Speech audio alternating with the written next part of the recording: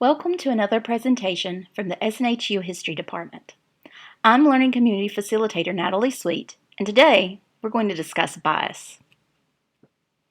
One of the terms that you may have seen in your class is bias. Many people hear the word bias and their minds automatically place the term in a negative context. For example, they may interpret the question, "What potential biases might the author possess?" as, "How is the author intentionally trying to deceive me?" However, this is not the meaning behind the original question. Instead, think of identifying bias as identifying the set of circumstances in one's life that may affect how a person views the world around him. For example, how, when, and where we grew up, our education, our political beliefs, our religious beliefs, and or our socioeconomic backgrounds, among some other characteristics, may cause us to view the world around us differently from someone who does not share those characteristics with us. These characteristics affect our worldview and can produce bias. In History 100, students begin to learn about bias by examining the histories of two prominent historians, Howard Zinn and Larry Schweikart. A quick read of their work reveals that these two historians are quite different from one another, and a study of their backgrounds revealed that their life experiences affected the types of histories that they wrote. Howard Zinn wrote the well-known A People's History of the United States. Within the book, he wrote about underdogs, workers, and civil rights.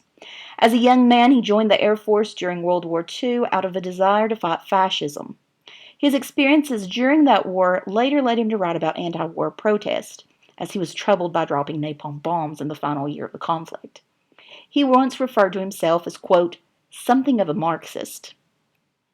Larry Schweikart, on the other hand, wrote the well-known A Patriot's History of the United States. Within his book, he emphasized, quote, America's past as a bright and shining light. Emphasis was placed on former leaders and past icons. After a few years as a drummer, he attended Arizona State University and wrote books tied to the history of banking. Over the years, he has written pieces for Breitbart and other such media outlets. Zinn and Schweikart's assumptions, beliefs, and values affected the way that they saw the world around them, and it also affected the histories that they wrote. Each saw their own interpretation of the past as correct. As a historian, a self-awareness of my own worldview helps me to write stronger histories. A wise instructor once told me that historians are drawn to what she called my stories. The topics that we write about are often ones that connect to some element of our lives or worldview. In stepping back and examining my own research interests, I realized that even though I thought I was being objective, I inserted a little of me in my chosen projects too. As a historian, I particularly like to examine servant leaders. If I'm truly honest with myself, I realize that this is because I view this type of leadership as a superior form of leadership. Many of the business majors out there know that this is not a point where all leadership scholars would agree with me. It's something for me to be aware of when I examine my own interpretations of the past, or else I can be overly critical of individuals who do not fit my preferred model. Or, just as problematically, I can be less critical of those who do fit my preferred model. You may have career goals that will one day place you in a position of management.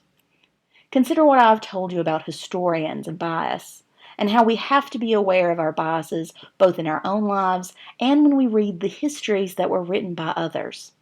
How can an awareness of your own biases help you consider what you write about in your classes? How can it make you a better manager in your future career? If you have any questions after watching this presentation, visit the SNHU Connect Exploring History Learning community. There, you can join a discussion with your fellow classmates and access other resources related to your history classes. Until then, I am Learning Community Facilitator Natalie Sweet, and thank you for listening.